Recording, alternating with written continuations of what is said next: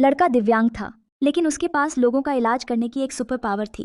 एक छोटे बच्चे के ऊपर कांच गिरने से वह बेहोश हो गया। बच्चे के सीने में पायोथोरैक्स था, हवा भरी हुई थी, वह सांस नहीं ले पा रहा था। एम्बुलेंस आने में अभी समय था, इसलिए उस लड़के ने तुरंत अपने दस्ताने पहने और बच्चे के सीने को अल्कोहल से सैनिटाइज किया।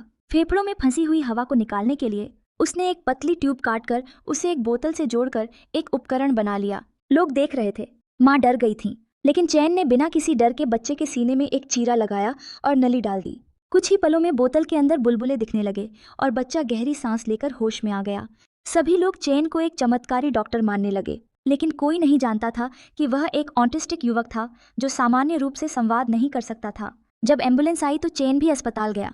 वहां उसने देखा कि बच्चे की हार्ट बीट अनियमित थी, लेकिन डॉक्टरों ने उसे सामान्य मान लिया। चैन बार बार कहता रहा, इकोकार्डियोग्राफी, दिल का अल्ट्रासाउंड की जरूरत थी, लेकिन कोई नहीं समझ पाया कि वह क्या कह रहा था। नर्सों ने सोचा कि वह परेशान कर रहा है और उसे बाहर निकाल दिया, लेकिन चैन हार नहीं मानता। वह अस्पताल का नक्शा देखकर पीछे की खिड़की से अंदर घुसता है और ऑपरेशन थिएटर के दरवाजे पर दस्तक देने लगता है। एक डॉक्टर आता है और उसे फिर से बाहर निकाल देता है। अंततः चैन अस्पताल के डायरेक्टर से मिलने जाता है, लेकिन वहां भी कोई उसे गंभीरता से नहीं लेता जब तक कि ऑपरेशन थिएटर से एक असिस्टेंट दौड़ते हुए नहीं आता। डॉक्टर तब समझते हैं कि शायद चैन सच कह रहा था। वे तुरंत दिल का अल्ट्रासाउंड करते हैं और पाते हैं कि बच्चे के दिल की थैली में कांच का एक टुकड़ा फंसा है, जिससे खून जमने लगा है। फिर डॉक्टर और चैन मिलकर तुरंत सर्जरी करते हैं और बच्चे की जान बच जाती है। सभी लोग हैरान रह जाते हैं, क्या एक ऑटिस्टिक युवक के पास इतनी सटीक मेडिकल समझ हो सकती है।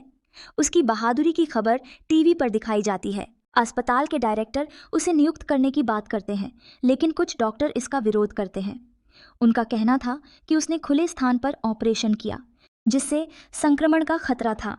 चैन कुछ नहीं कह पाता, लेकिन फिर वह उठकर डॉक्टरों की शपथ पढ़ने लगता है।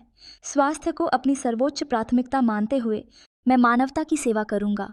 उसका साहस, समर्पण और सच्चाई सबकी आंखों में आंसू ला देती है। अंततः अस्पताल उसे एक योग्य सर्जन के रूप में स्वीकार कर लेता है।